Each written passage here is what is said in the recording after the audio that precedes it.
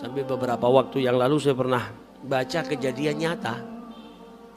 Ada seorang wanita di Riau, tinggal di Riau, dia orang kaya. Kemudian divonis sama dokter kena kanker darah. Jadi terkena penyakit kanker darah. Maka butuh perawatan yang luar biasa. Maka wanita tadi karena sudah tua, penyakitnya juga penyakit serius, dia pakai pembantu di rumahnya.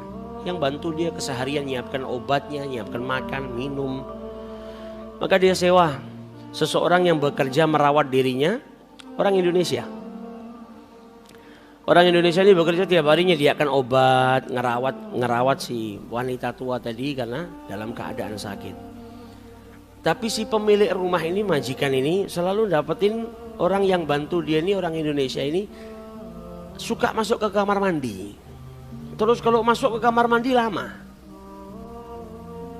Jadi normalnya orang biasanya ada ke belakang buang air kecil, buang air besar. Biasanya kalau sehari mungkin 4-5 kali. Ini wanita lebih sering daripada itu, beberapa jam sekali masuk kamar mandi. Kalau sudah di kamar mandi lama. Sampai akhirnya dia panggil itu wanita tadi. Saya ini suka ngeliatin Anda dalam sehari itu sering mondar-mandir masuk kamar mandi. Sudah gitu kalau di kamar mandi lama. Kenapa? Wanita ini nggak nuntut. Kau harusnya kerja lebih fokus ke pekerjaanmu. Dia cuma tanya, kenapa kok kau sering mondar-mandir masuk kamar mandi dan kalau di kamar mandi lama? Maka wanita ini malah menangis ketika ditanya. Kemudian dia cerita, sebetulnya 2 bulan yang lalu saya baru melahirkan seorang anak. Saya ini pengantin baru, kemudian saya baru punya anak. Tapi karena keadaan ekonomi kami yang buruk, ketika ada panggilan pekerjaan di sini, maka saya langsung daftar dan saya berangkat. Namanya seorang ibu pasti ada kangennya, ada rindunya kepada anak yang 2 bulan, usianya masih 2 bulan sudah ditinggal. Dan saya masuk ke kamar mandi mondar-mandir itu apa? Karena air susu saya itu masih keluar. Dan karena tidak diminum oleh bayi maka kencang yang luar biasa. Maka saya masuk kamar mandi mengeluarkan air susu saya supaya tidak rasa sakit di dada saya ini. Maka si pemilik rumah ini nangis ngelihat ada saudara seagama, saudara muslimahnya yang karena kekurangan ekonomi tadi sampai harus ninggalkan keluarganya, anak usia 2 bulan ditinggal. Dia sedih yang luar biasa ngelihat keadaan wanita ini.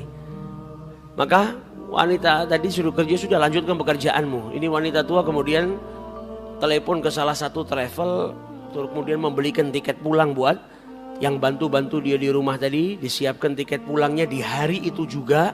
Kemudian dipanggil dari pembantunya, ini tiket pulangmu, kau pulang hari ini supaya kau bisa menyusui anakmu. Dan ini gajimu 2 tahun. Kontraknya 2 tahun ini, dikasih gajinya 2 tahun. Ini gajimu 2 tahun, kau pergi ke negaramu sekarang, pulang ke sana, susuin anakmu, didik anakmu, rawat anakmu. Kalau setelah 2 tahun kau masih ingin kerja di sini, dikasih nomor teleponnya, saya akan terima kau. Yang penting sekarang kau pulang, kau beri makan anakmu, kau rawat anakmu. Maka wanita tadi pulang akhirnya. Pulang sampai negaranya, sampai Indonesia. Kemudian bisa merawat anaknya karena punya cukup uang untuk 2 tahun. Gajinya 2 tahun diberikan secara cuma-cuma. Ini perempuan setelah bantu si pembantu tadi pulang, beberapa hari setelahnya waktunya check up. Ketika di check up darahnya sama dokter nggak ada penyakitnya, nggak ada kankernya. Sampai dokternya ini bingung, dilakukan pengecekan 2 kali, dilakukan pengecekan 3 kali. Loh, ini perempuan sudah kena penyakitnya parah, kanker di darahnya. Kok tiba-tiba dicek berapa kali nggak ada kankernya, 0%. Maka sampai ditanya sama dokternya, kau ini minum obat apa?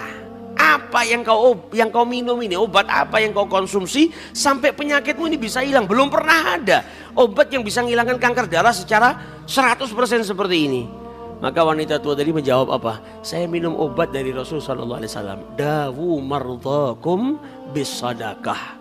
Obatilah orang-orang yang sakit di antara kalian dengan sedekah.